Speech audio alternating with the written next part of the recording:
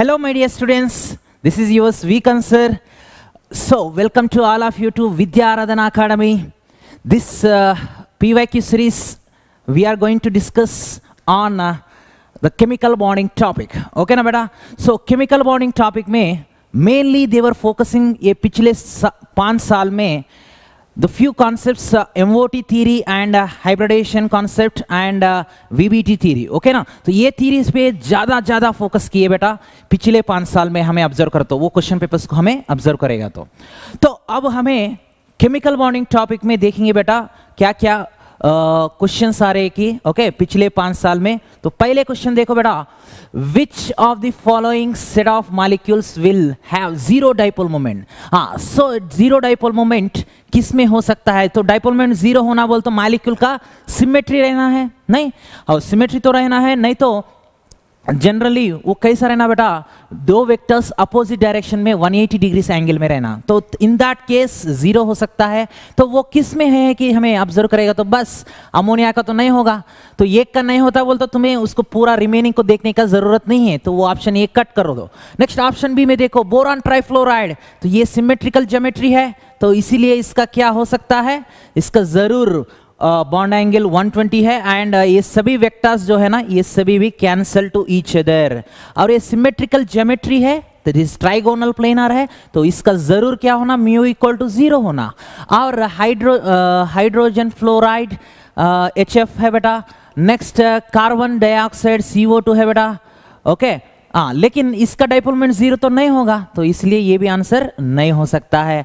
Next nitrogen trifluoride, तो इसका भी डाइपोल मोमेंट 0 नहीं होगा। तो ये 3 ऑप्शंस तो कट कर दिए। फिर अब डी ऑप्शन को देखेंगे, बोरान ट्राइफ्लोराइड, तो इसका mu equal to 0 and beryllium difluoride, तो इसका मतलब बेरिलियम डाइफ्लोराइड लीनियर स्ट्रक्चर रहेगा, इसका बॉन्ड एंगल 180 है, तो ये वेक्टर ये दोनों भी cancel two each other. And carbon dioxide CO2, इसका भी लीनियर स्ट्रक्चर है, तो इसका भी 0 हो जाएगा। 1,4 डाइक्लोरोबेंजीन, इसका भी क्या होगा बेटा, 1,4 डाइक्लोरोबेंजीन का मतलब ये है, तो इसका डाइपोल मोमेंट दोनों का भी 0 हो गया। हमें right? Yes. Okay, next discussion करेंगे। नेक्स्ट क्वेश्चन, आइडेंटिफाई ये molecule which does not exist. तो ये किससे हमें फाइंड आउट कर सकते हैं which does not exist? How can we find? Based on MOT theory. Okay ना, इधर कॉन्सेप्ट क्या है बेटा, MOT थ्योरी, और पिछले का कॉन्सेप्ट क्या है, डाइपोल मोमेंट। ओके ना, हाँ, अब ये हीलियम 2 मॉलिक्यूल है and this is C2 molecule है, यहाँ पे 2 नीचे आ गए थे। ओके, यहाँ पे लिथियम 2 मॉलिक्यूल है और ये क्या है बेटा, O2 मॉलिक्यूल है। We know that O2 molecule is existing, that's okay, and C2 molecule is also existing and lithium 2 हमें कैसा फाइंड आउट करना बेटा, वो एग्जिस्ट हो रहा है नहीं हो रहा है कि, तो we need to find out its bond order. अगर बॉन्ड ऑर्डर 0 हुआ समझो that is not existing. Okay ना, तो बॉन्ड ऑर्डर का फॉर्मूला क्या है, बॉन्ड ऑर्डर का मतलब क्या है, of number of non bonding electrons minus number of anti bonding electrons. Okay ना, तो इसको करेगा तो बस bonding molecular orbital electrons minus anti bonding करेगा तो बस तब तुमको, अगर 0 हुआ तब वो एग्जिस्ट नहीं होता है। तो इसका केस में देखो बेटा, हीलियम 2 का केस में बॉन्डिंग मॉलिक्यूलर ऑर्बिटल इलेक्ट्रॉन्स 2 रहते हैं, एंटी बॉन्डिंग में भी 2 रहते नहीं, बिकॉज 4 इलेक्ट्रॉन्स है, हीलियम 2 में कितने इलेक्ट्रॉन्स है, 4 है, तो 4 है बोल तो सिग्मा 1s और सिग्मा 1 स्टार, ये ना way of filling of bonding molecular orbitals, I mean total molecular orbitals को फिलिंग करने का तरीका यही है, sigma 1s sigma 1 star next to sigma 2s sigma 2s star, ऐसा ही हमें फिल करते हैं। तो इसमें 2 है, इसमें 2 है, और ये स्टार वाला क्या है बेटा, antibonding molecular orbital. Okay, so तब यहाँ पे 2 है, यहाँ पे 2 है, तो 2 - 2 हो गया, बॉन्डिंग में 2 है, एंटी बॉन्डिंग में 2 है, तो उसका डिफरेंस 0 हो गया। सो ये एग्जिस्ट नहीं होगा, ये एग्जिस्ट नहीं होगा, तो आंसर इज ये है। Okay, next, which of the following is paramagnetic. हाँ, इसको भी हमें कैलकुलेट कर सकते हैं पैरामैग्नेटिक नेचर को based on MOT theory only. MOT theory का बेसिस पे N2 तो पक्का क्या होगा बेटा, N2 तो पक्का डायमैग्नेटिक होगा। डायमैग्नेटिक बोल तो हमें देखना पड़ता है उसमें अनपेड इलेक्ट्रॉन है नहीं है। ओके, अनपेड इलेक्ट्रॉन है नहीं है कि हमें चेक करना है, तो अनपेड इलेक्ट्रॉन कैसा चेक करते, we have to know this ये इलेक्ट्रॉनिक कॉन्फ़िगरेशन MOT थ्योरी में मॉलिक्यूलर ऑर्बिटल्स का इलेक्ट्रॉनिक कॉन्फ़िगरेशन कैसा है? तो sigma 1s sigma 1s star, sigma 2s sigma 2s star, okay. And sigma अब क्या होता है? Sigma 1s sigma 1s star, sigma 2s sigma 2s star के बाद अब सिग्मा 2px पाई 2py पाई 2py पाई 2pz, ओके ना। तो ये दोनों का एनर्जी सेम रहता है और इसका एनर्जी, ये दोनों का एनर्जी इससे भी ज्यादा रहता है। और ये कब है बेटा? एबो 14 इलेक्ट्रॉन्स, एबो 14 इलेक्ट्रॉन्स के केस में ऐसा वे ऑफ फिलिंग रहेगा, ओके ना। और बिलो 14 का क्या होता है बेटा? ये पाई 2py पहले रहेगा, ओके, पाई 2pz पहले रहेगा, बाद में सिग्मा 2px रहेगा। इज इट ओके ना? और इधर तो ये KKLL, ओके, KKLL शेल्स तो यहां पे भी सेम होगा, नहीं तो ये बिलो 14 नहीं तो अप टू 14 इलेक्ट्रॉन्स। तो डायमैग्नेटिक इसीलिए हुआ। अब इसमें फिल कर दो बेटा, इसमें 2-2 इलेक्ट्रॉन्स, ये तो यहां तक 2-2 इलेक्ट्रॉन्स तुम्हें फिल कर दे तो तब 8 इलेक्ट्रॉन्स यहां पे हो गए और 6 इलेक्ट्रॉन्स बाकी है। तो इसके लिए तो हमें ये रूल फॉलो करना, ये वे ऑफ फिलिंग फॉलो करना, और इसके लिए O2 के लिए हमें इसको फॉलो करना, और रिमेनिंग दोनों के लिए, तीनों के लिए हम इसको फॉलो कर दो बस, ओके ना। तो ये ऑक्सीजन के लिए फॉलो करना बेटा, और रिमेनिंग के लिए इसको फॉलो करेंगे हम, okay, because up to 14 electrons के सिस्टम के लिए हमें इसको फॉलो करना। क्लैरिटी है ना बेटा? अब ये 2 इलेक्ट्रॉन्स इधर, 2 इलेक्ट्रॉन्स इधर, 2 इलेक्ट्रॉन्स, तो यहाँ पे 8 हो गए थे और ये 6, तो टोटली 14 इलेक्ट्रॉन्स। अब यहाँ पे कुछ अनपेड इलेक्ट्रॉन है? नहीं है। मैं इसके बाद वाले को नहीं लिखा था, उसका जरूरत नहीं है बोल के नहीं लिखा, ओके। इसमें जरूरत पड़ता, इसमें 14 इलेक्ट्रॉन यहाँ पे फिल कर दिए। अब इसके बाद क्या होता है? सिग्मा 2py स्टार और सिग्मा 2pz स्टार होगा, ओके ना। एंटी बॉन्डिंग मॉलिक्यूलर ऑर्बिटल रहते उसके बाद, ओके ना। तब यहाँ पे फिलिंग कर देंगे हम। ये कितने हैं बेटा? इधर एक्चुअली यहाँ तक 14 इलेक्ट्रॉन्स हो जाते हैं, यहाँ तक 14 इलेक्ट्रॉन हो जाते हैं। अब ये डीजेनरेटेड ऑर्बिटल्स है। डीजेनरेटेड मतलब क्या है? सेम एनर्जी रहने वाले ऑर्बिटल्स, ओके। तो इसीलिए क्या करना है? और 2 इलेक्ट्रॉन बाकी है ना, टोटल 16 इलेक्ट्रॉन्स है, तो यहाँ तक हमें 14 फिल कर दिए। तो तब एक इलेक्ट्रॉन एक में फिल कर दो, तब कितना हो गया बेटा? Total we have filled 16 electrons, and यहाँ पे 2 अनपेड इलेक्ट्रॉन्स है, इसीलिए क्या हो गया बेटा? ये paramagnetic, okay. Next question, which of the following diamagnetic species has only pi bonds according to MOT theory? MOT theory पे देखो, ज्यादा क्वेश्चंस MOT थ्योरी पे आए। देखो, which of the following diamagnetic बोल रहा था, तो diamagnetic same type of question है, और पाई बॉन्ड्स भी रहना पड़ता है। Pi bonds has only pi bonds, ये तो NCERT से डायरेक्टली क्वेश्चन आया था बेटा, C2 है, ओके। और वो इसमें फिलिंग करेगा तो बिलो 14 इलेक्ट्रॉन सिस्टम। C2 का मतलब कितने इलेक्ट्रॉन्स है? टोटल 12 इलेक्ट्रॉन्स हैं। तो ये इसको हमें फिलिंग कर, तो ये मेथड को यूज करके हमें फिलिंग करेगा, तो तब 12 इलेक्ट्रॉन्स बोलते यहाँ तक ही फिल हो जाता है, नहीं यहाँ तक ही फिल हो जाता है, 2 तो यहाँ तक कितने हो गए बेटा? इधर 8 हो गए थे और इधर 2 इधर 2, टोटल कितना हो गए? 12 इलेक्ट्रॉन्स हो गए थे, ओके ना। वेरी सिंपल है ये। और C2 में 2 पाई बॉन्ड्स रहते हैं, ये दोनों भी पाई बॉन्ड्स ही होते बेटा, ओके ना। ये directly question which is given from NCERT। Next, which of the following is correct order of dipole moment? Dipole moment का करेक्ट ऑर्डर देखो बेटा। अब वाटर का केस में तुमको ऐसा रहेगा डाइपोल मोमेंट, ओके। देखो, ये 2 लोन पेयर्स का वेक्टर्स ऐसा रहते हैं, तो ये दोनों का रिजल्टेंट वेक्टर ऐसा रहेगा, ओके ना। और NH3 का केस में देखो बेटा, NH3 का केस में इसका जो लोन पेयर है ना, इसका वेक्टर एक ही डायरेक्शन में है, लेकिन इससे भी इसका ज्यादा रहता है, ये resultant vector is more, dipole moment रह सकता है, mu resultant will be more than this one, तो इसलिए इसका डाइपोल मोमेंट ज्यादा रहता है H2O का। नेक्स्ट NH3 का कम रहता। और NF3 में क्या हुआ? NH3 और NF3 ये दोनों में कंपैरिजन कर तो NF3 का कम रहता है, नहीं NF3 का कम रहता। क्यों बोलते? ये लोन पेयर का डायरेक्शन इधर तरफ है और ये फ्लोरिन्स का डायरेक्शन इधर तरफ है, नहीं तो तब क्या होता है बेटा? ये वेक्टर से अपोजिट डायरेक्शन में रहे तो dipole moment, net dipole moment क्या होगा? कम हो जाएगा, तो इससे भी इसका कम है। तो ये है ऑर्डर। एंड फाइनली BF3 का एक्चुअली क्या स्ट्रक्चर है? ये ट्राइगोनल प्लेनार है, इसीलिए इसका म्यू इक्वल टू 0 है। इसका सिमेट्रिकल ज्योमेट्री है तो इसका 0 ही होगा, राइट। सो नेक्स्ट करेंगे बेटा in the structure of ClF3 का स्ट्रक्चर में the number of lone pairs electrons on central atom.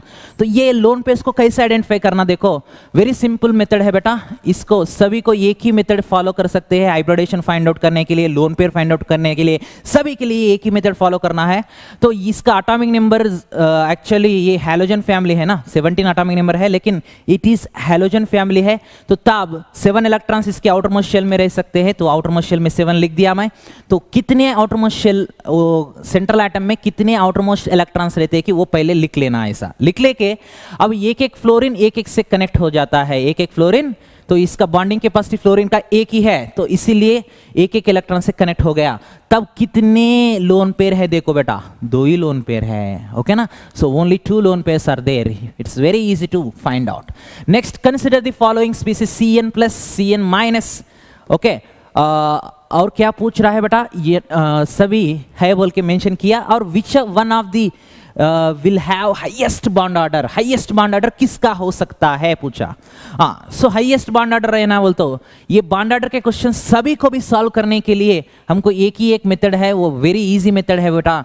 तो दैट इज 14 इलेक्ट्रॉन सिस्टम रहेगा तो तब बॉन्ड ऑर्डर 3 होगा।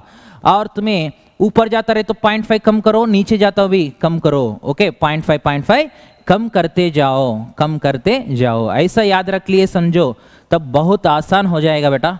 ये 1.5 और 18 रहेगा तो 1 है, ओके। और इसके ऊपर जाएगा तो 12 रहेगा तो 2 है। नेक्स्ट 11 रहेगा तो ओके 1.5 है, 10 रहेगा तो 1 है, ओके। एंड 9 रहेगा तो 0.5 है, और 8 रहेगा तो 0। तो ऊपर जाता रहे तो मैं 0.5 कम करते गया, नीचे जाता रहे तो 0.5 कम करते गया। अब ये इलेक्ट्रॉन सिस्टम्स है, बोलते इतने नंबर ऑफ इलेक्ट्रॉन्स रहने वाले सिस्टम। तो उसके बॉन्ड ऑर्डर कितना हो सकता है कि without using this formula, bond order का फार्मूला जो है half of non bonding electrons minus bonding molecular orbital electrons, okay, bonding molecular orbital electrons minus anti bonding molecular orbital electrons. तो ऐसा हमें सॉल्व कर सकते हैं। तो इसका बेसिस पे सॉल्व करने के बदल टाइम लगता है, so ज़्यादा टाइम लगता है बोल के हमें ये ट्रिक हमें यूज़ कर रहे हैं बेटा, ओके ना। सो और भी देखो बेटा 8 तक वैसा याद रखना है। और उससे पहले से 1 electron system, 2 electron system. Hydrogen देखो, हाइड्रोजन में 1 ही इलेक्ट्रॉन है। और हीलियम प्लस देखो, इसमें भी 1 इलेक्ट्रॉन है। और सिर्फ हीलियम देखो तो इसमें 2 इलेक्ट्रॉन्स है। तो ऐसे सिस्टम में H2 प्लस है तो इसमें 1 इलेक्ट्रॉन सिस्टम, He+2 प्लस है बोल तो 3 इलेक्ट्रॉन का सिस्टम है। तो ऐसे केसेस में फिर बॉन्ड ऑर्डर को कैसा फाइंड आउट करना, तो पहले 1 रहे तो 0.5 है, और 2 रहेगा तो 1 है, 3 रहेगा तो 0.5 है, 4 रहेगा तो 0 है। नेक्स्ट 5 रहेगा तो 0.5 है, 6 रहेगा तो 1 है, और 7 रहेगा तो 0.5 है, और 8 रहेगा तो 0। तो 0.51 0.50 0.51 0.50 ऐसा याद रखना। तो ऐसा रहेगा, तो ऐसा याद रखेगा तो ऐसे बॉन्ड ऑर्डर पे डिपेंड होकर क्वेश्चन सभी को भी हमें सॉल्व कर सकते हैं, सभी को भी, ओके ना। सो यहाँ पे NO 8 है और ये ऑक्सीजन नाइट्रोजन के 7 है, तो ये 15 है। 15 बोल तो बॉन्ड ऑर्डर कितना हो गया, डायरेक्टली बोल सकते हैं 2.5। और ये CN- है, CN- तो नाइट्रोजन का 7 इलेक्ट्रॉन्स है, कार्बन के 6 है, और ये 1 है। टोटल कितने हो गए, ये 14 इलेक्ट्रॉन। तो 14 इलेक्ट्रॉन बोल तो हाईएस्ट बॉन्ड ऑर्डर किसका है, देखो इसका ही बॉन्ड ऑर्डर हाईएस्ट है, देखो, ओके। 14 इलेक्ट्रॉन सिस्टम का ही हाईएस्ट बॉन्ड ऑर्डर। तो ऑप्शन बी इज करेक्ट है फॉर दिस क्वेश्चन, ओके ना। Next, the species having bond angles of 120 degrees is 120 degrees किस में है, BCl3 में है ना बेटा। BCl3 में। एक्चुअली ये ट्राइगोनल प्लेनर बोल के कैसे आइडेंटिफाई कर रहे हैं हम, how can we identify boron BCl3 का ज्योमेट्री को हमें ट्राइगोनल प्लेनर है बोल के कैसे आइडेंटिफाई करते हैं। We have to find out hybridisation first, okay. तो we need to find out at first hybridisation. तो बोरान के लास्ट शेल में इलेक्ट्रॉन्स कितने हैं बेटा, boron is belonging to 3rd A group, so it is having last electrons 3 है। तो एक क्लोरीन एक इलेक्ट्रॉन को ले सकता है, ओके। तब कितने पेयर है, बॉन्ड पेयर्स कितने हो गए, 3 है, तो 3 पेयर्स रहेगा तो 3 इन्वॉल्व होने वाला हाइब्रिडेशन, 3 ऑर्बिटल्स इन्वॉल्व होने वाला हाइब्रिडेशन क्या है, sp2 है। तो वैसा इसका sp2 ज्योमेट्री बोल, sp2 हाइब्रिडेशन बोल के समझ में आ गया। तो sp2 हाइब्रिडेशन हो जाए तो तब ट्राइगोनल प्लेनर उसका ज्योमेट्री हो जाएगा, ट्राइगोनल प्लेनर उसका ज्योमेट्री हो जाएगा। तो ज्योमेट्री ट्राइगोनल प्लेनर हो तो तब बॉन्ड एंगल कितना होता बेटा, 120। तो ये ट्राइगोनल प्लेनर का स्ट्रक्चर ऐसा है, देखो ओके ना। ये क्वेश्चन देखो बेटा, which of the following pairs of compounds is isoelectronic and isostructural. Isoelectronic का मतलब सेम नंबर ऑफ इलेक्ट्रॉन्स रहना है, आइसोस्ट्रक्चरल का मतलब सेम ज्योमेट्री रहना है, राइट।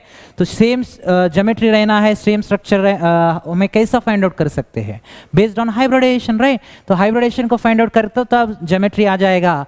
और आइसो इलेक्ट्रॉनिक बोल तो हमें नंबर ऑफ इलेक्ट्रॉन्स को काउंट करना, राइट।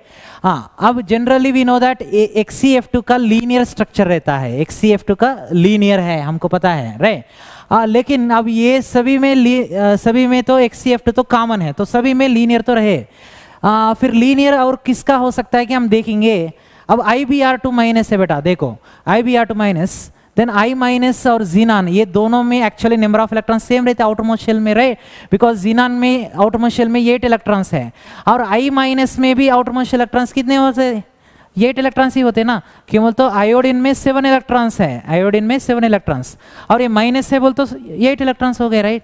ओके, तो अब Br माइनस 2 है, Br कनेक्टेड होते हैं, इसको 2 कनेक्टेड होते हैं, तो वैसा टोटली कितने पेयर्स हो गए, देखो बेटा sp3d with 2 lone pairs, sp3d with 2 lone pairs बोल तो इसका भी लीनियर ही होगा। तो ये भी लीनियर है बेटा और ये भी लीनियर है, तो दोनों भी लीनियर है, तो दोनों का ज्योमेट्री सेम है, दोनों का ज्योमेट्री सेम है। लेकिन are they isoelectronic, no they are not isoelectronic. Iodine I minus बोलते हो 54 इलेक्ट्रॉन्स, और जिनान भी 54 हो गया, और फ्लोरीन 2 है बोल तो 9 प्लस 18, तो ये 18 ऐड हो रहा है। लेकिन ये ब्रोमीन का कितने है बेटा, 35 है, तो 35 × 2 ये 70 है, ये सिर्फ 54 के साथ 70 ऐड होना है, और इधर देखो 54 के साथ 9 ऐड हो रहा है, सॉरी 18 ऐड हो रहा है। तो फिर ये तो आइसो इलेक्ट्रॉनिक तो होने का चांस ही नहीं है। हाँ, अब ये भी लीनियर है, ये भी लीनियर है, बेरिलियम क्लोराइड तो sp हाइब्रिडेशन बेरिलियम का पता है हमको, तो ये sp है, ये sp3d विथ 2 लोन पेयर्स है, तो इसीलिए दोनों भी लीनियर है, दोनों का ज्योमेट्री सेम है। लेकिन आइसो स्ट्रक्चरल तो हो गए, लेकिन आइसो इलेक्ट्रॉनिक तो नहीं हो गए, क्यों तो बेरिलियम के 4 इलेक्ट्रॉन है सेंट्रल एटम में, और इसमें देखो बेटा 54 इलेक्ट्रॉन्स है, तो कैसा दोनों आइसो इलेक्ट्रॉनिक होते, नहीं होते। तो आइसो इलेक्ट्रॉनिक आइसो स्ट्रक्चरल दोनों होने का आंसर यहाँ पे तो किसका भी नहीं है, ये IF3 है और XCF2, तो ये कैसा ज्योमेट्री सेम हो सकता, सराउंडिंग एटम डिफरेंट है ना, इधर 2 है इधर 3 है, तो सराउंडिंग एटम डिफरेंट रहे तो तब ज्योमेट्री भी सेम नहीं रह सकता है, तो इसीलिए इसमें आंसर नहीं है।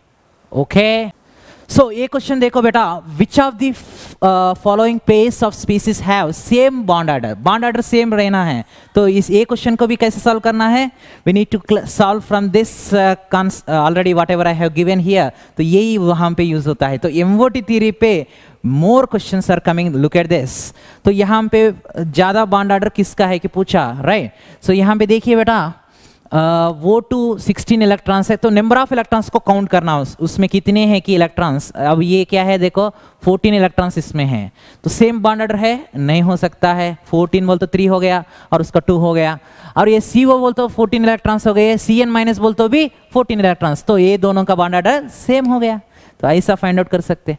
Next, which one of the following compounds shows the presence of intramolecular hydrogen bonding. Intramolecular hydrogen bonding किस में हो सकता है, अब H2O2 का स्ट्रक्चर तो ऐसा है बेटा, H2O2 का स्ट्रक्चर तो ऐसा है, तो इसमें इंट्रामॉलिक्यूलर हाइड्रोजन बॉन्डिंग रहने का चांस ही नहीं है, और HCN का भी चांस ही नहीं है hydrogen bondings intramolecular with in the molecule hydrogen bonding रहना है, वो पॉसिबल नहीं है। तो सेल्यूलोज में देखो, सेल्यूलोज का स्ट्रक्चर ये है बेटा, दिस इज सेल्यूलोज का स्ट्रक्चर है, और पॉलीमर ऑफ ग्लूकोज है, वी नो दैट, राइट। तो cellulose is nothing but polymer of glucose and you have the intramolecular hydrogen bonding between them, right? So यहाँ पे देखो बेटा, ये पूरा सेल्यूलोज का मॉलिक्यूल है, तो इसमें within molecule only there are intramolecular hydrogen bonding are there, so इसीलिए। और कॉन्सेंट्रेटेड एसिटिक एसिड, इसमें क्या रहते बेटा, acetic acid one acetic acid and दूसरा एसिटिक एसिड के बीच में हाइड्रोजन बॉन्डिंग रहते, बोलते उसको हमें बोलते इंटरमोलिकुलर हाइड्रोजन बॉन्डिंग। तो इसलिए आंसर ये नहीं होगा, आंसर ओनली सेल्यूलोज। नेक्स्ट देखिए बेटा, consider the molecule CH4NH3H2O, which of the following given statement is false? false statement क्या है कि हमें आइडेंटिफाई करना है। तो false statement यहाँ पे देखेंगे, एक एक स्टेटमेंट को पढ़ सकते हैं तुम्हें। अब HOH का bond angle in H2O is smaller than HNH, तो यहाँ पे बॉन्ड एंगल कितना रहता है कि हमको आइडिया रहे, तो तब ये आसान से तुम्हें कर सकते बेटा, ओके ना। हाँ, अब इसके बॉन्ड एंगल्स जस्ट हमें आइडिया रहते हैं कैसा, तो अभी ये 104 डिग्रीज रह सकता है नियर बाय, और इसका 107 रहेगा नियर बाय, बिकॉज इसके लोन पेयर और ये बॉन्ड पेयर के बीच में रिपल्शन वजह से इसका bond angle even though nitrogen का sp3 हो तो भी 109 डिग्रीज 28 मिनट से कितना कम हो गया, देखो 107 हो गया। और इसका केस में भी ये sp3 हो तो भी इसका बॉन्ड एंगल कितना कम हो गया, देखो बेटा इसका बॉन्ड एंगल 104 हो गया था फ्रॉम 109 डिग्रीज 28 मिनट्स, ओके ना। बिकॉज लोन पेयर रिपल्शंस यहाँ पे और भी ज़्यादा है, इससे कंपेयर कर तो इसमें एक ही लोन पेयर है, ओके। नेक्स्ट और क्या दिया था, CH4 का तो बॉन्ड एंगल कितना है, 109 डिग्रीज 28 मिनट्स है, 109 डिग्रीज 28 मिनट्स, वेरी सिंपल। तो ये आसान से तुम्हें कर सकते हैं। तो अब ये ऑब्जर्व कर देगा तो इस HCH bond angle in CH4, the HNH bond angle in NH3 and HOH bond angle in H2O are greater than 90 degrees. हाँ, ये भी करेक्ट है बेटा, ओके, सभी भी ग्रेटर दैन 90 डिग्री से है, देखो। And finally the HOH bond angle in H2O is larger than HCH bond angle. HCH bond angle से भी इसका लार्जर है, नहीं है, इसका 104 है, इसका 109 डिग्रीज 28 मिनट्स है। तो ये answer option D is correct हो रहा है, देखो, because it is false statement है, तो इसका क्वेश्चन का आंसर यही है। Next, predict the correct order of among the following. तो ये तो वेस्पर थ्योरी है, lone pair repulsions are larger than lone pair bond pair, and उससे ये भी ज्यादा रिपल्शंस रहते हैं when you compare with bond pair. So option C is correct. Next, which of the following pairs of ions is isoelectronic and isostructural? isoelectronic होना है और isostructural भी होना है। तो हमें कैसा फाइंड आउट करना है isoelectronic isostructural? तो सेंट्रल मेटल एटम का हाइब्रिडेशन, सेंट्रल एटम का हाइब्रिडेशन फाइंड आउट कर तो बस, तो हमको ये ऐसे क्वेश्चन सभी भी आसान से कर सकते। तो this question is depending on VBT theory, okay ना। तो CO3 2 माइनस है, NO3 माइनस है, okay. And let us find out hybridisation of this, okay ना। तो हाइब्रिडेशन क्या हो सकता है, कैसा फाइंड आउट करना बेटा? तो मैं बोला था सेंट्रल मेटल एटम में जितने आउटरमोस्ट इलेक्ट्रॉन्स है वो पहले लिख लेना, और इधर जो चार्ज रहता है ना, वो चार्ज कितना है कि वो अगर 2 माइनस रहे तो 2 इलेक्ट्रॉन्स को ऐड करना है, अगर 1 माइनस रहे तो 1 इलेक्ट्रॉन ऐड करना, अगर प्लस है समझो तब इलेक्ट्रॉन निकाल देना, जो ऑलरेडी इलेक्ट्रॉन है उसमें से निकाल देना। अगर कुछ भी नहीं है, चार्ज नहीं है, न्यूट्रल है समझो, तब वैलेंस इलेक्ट्रॉन सेंट्रल एटम में कितने हैं कि उतना ही लिखना। समझ में आ गया ना? हाँ, अब ये ऑक्सीजन इज शेयरिंग, इसका वैलेंसी 2 है ऑक्सीजन का, इसलिए 2 इलेक्ट्रॉन को ले सकता है। तो अब कितने पेयर्स हो गए हमें काउंट करना, तो टोटली 3 पेयर्स। तो 3 पेयर्स बोल तो हमको लास्ट में फाइनली कितने पेयर्स आते हैं कि देख लेना। अगर 3 पेयर्स आ गए समझो, ओके, 3 पेयर्स आ गए समझो, तब उसका मतलब क्या है बेटा, hybridisation which is involving 3 orbitals. 3 orbitals hybridisation में इन्वॉल्व होने वाला हाइब्रिडेशन क्या होता है, देखो sp2 है, तो sp2 हो तो ट्राइगोनल प्लेनर है, and even in this case also 5 इसका आउटरमोस्ट शेल इलेक्ट्रॉन्स है नाइट्रोजन का, तो ये एक नेगेटिव चार्ज है, तो वो 1 इलेक्ट्रॉन ऐड करो, तब क्या हो गया बेटा, इधर भी कितने पेयर्स हो गए, देखो 3 पेयर्स हो गए, तो इसका भी sp2 है, तो ये दोनों का भी sp2 हाइब्रिडेशन है, okay, without any lone pair. So इसीलिए इसका दोनों का भी ट्राइगोनल प्लेनर ज्योमेट्री होगा, और ये आइसोस्ट्रक्चरल भी है, कार्बन 2 माइनस n माइनस, इसमें 7, इसमें 8 हो गए, और इसमें 6, इसमें 2 माइनस, तो टोटल इधर भी 8 हो गए। तो दोनों का नंबर ऑफ इलेक्ट्रॉन्स भी सेम है और आइसोस्ट्रक्चरल भी है, तो ये भी करेक्ट है और ये भी करेक्ट है। देखो ये भी, इसका भी स्ट्रक्चर भी फाइंड आउट कर सकते, सेम मेथड में तुम्हें इसका भी स्ट्रक्चर फाइंड आउट कर सकते बेटा। और ये देखो Cl माइनस बोल तो कितने हैं, 17 + 1, ए माइनस बोल तो 1 इलेक्ट्रॉन, तो टोटल 18 इलेक्ट्रॉन्स हो गए, और S2 माइनस है, S 16 है और 2- का मतलब ये टोटल 18 इलेक्ट्रॉन्स, और O3 तो कॉमन है, उसमें भी इसमें भी O3 3 ऑक्सीजन तो कॉमन है, तो नंबर ऑफ इलेक्ट्रॉन्स दोनों में सेम है, और ज्योमेट्री भी सेम हो रहा है, दोनों का ज्योमेट्री भी आइसोस्ट्रक्चरल हो रहे हैं, दोनों का स्ट्रक्चर भी सेम होता है। तो ऑप्शन ए और डी इसका आंसर 2 है बेटा, गलत से दिए हो गए। I think they have to give for both of them marks, okay ना। Next, the correct geometry and hybridisation for XeF4। XeF4 का ज्योमेट्री क्या हो सकता है? हाँ, सो ज्योमेट्री को फाइंड आउट करने के लिए, स्ट्रक्चर को फाइंड आउट करने के लिए, ओके, एंड हाइब्रिडेशन को फाइंड आउट करने के लिए, ये सभी के लिए भी हमें एक ही एक फार्मूला यूज कर रहे हैं, वो अभी तक मैं जो बताया था। सेंट्रल एटम का तुम्हें क्या लेना बेटा, कितने वैलेंस इलेक्ट्रॉन है कि काउंट करना है, कितने वैलेंस इलेक्ट्रॉन है कि काउंट कर लेना, काउंट करके तो वो उसके सराउंडिंग एटम्स, उसका वैलेंस ही हमको आइडिया रहना पड़ता है। जनरली सराउंडिंग एटम्स हैलोजन्स तो रहते, हाइड्रोजन्स तो रहते, नहीं तो ऑक्सीजन तो रहते और नाइट्रोजन तो रहते, सराउंडिंग एटम्स, ओके ना। तो ऑक्सीजन नाइट्रोजन रहेगा तो तब क्या हो रहा है बेटा, ऑक्सीजन का केस में बायोवैलेंट है, वो 2 वैलेंस यूज करेगा, बोल तो 2 इलेक्ट्रॉन्स को हमें यूज करना पड़ता, और नाइट्रोजन का केस में 3 इलेक्ट्रॉन्स को यूज करना है, और हैलाइड्स का केस में, हैलोजन्स का केस में और हाइड्रोजन के केस में हम एक ही वैलेंसी को हमें यूज करना, बोल तो एक ही इलेक्ट्रॉन से कनेक्ट करना।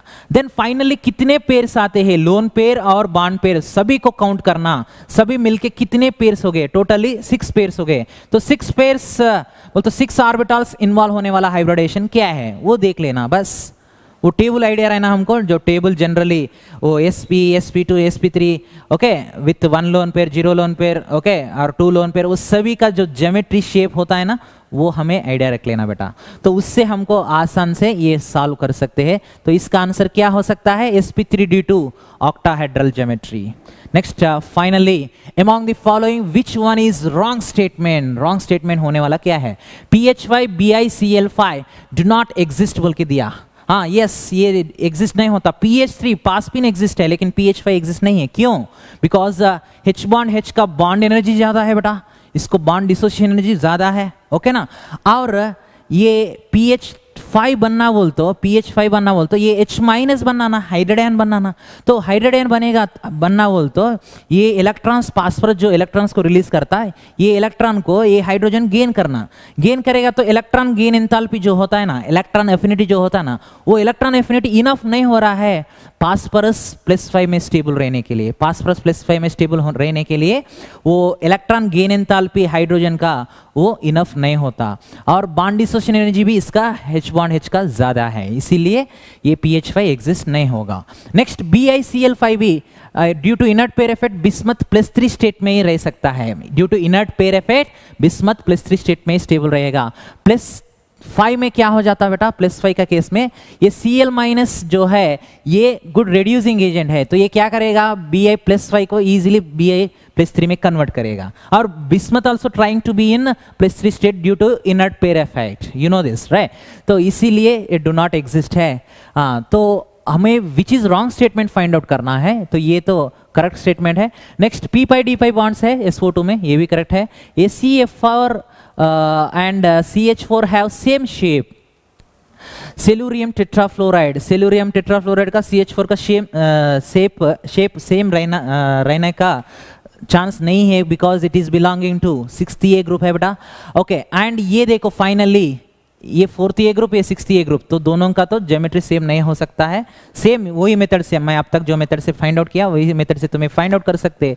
देन I3+ का सो ज्योमेट्री बेंड शेप है, हाँ ये है जो स्टेटमेंट है, ये देखो बेटा I3+ का आयोडीन कितने इलेक्ट्रॉन्स है, आयोडीन में 7 इलेक्ट्रॉन्स हैं, 7 इलेक्ट्रॉन्स, ओके ना।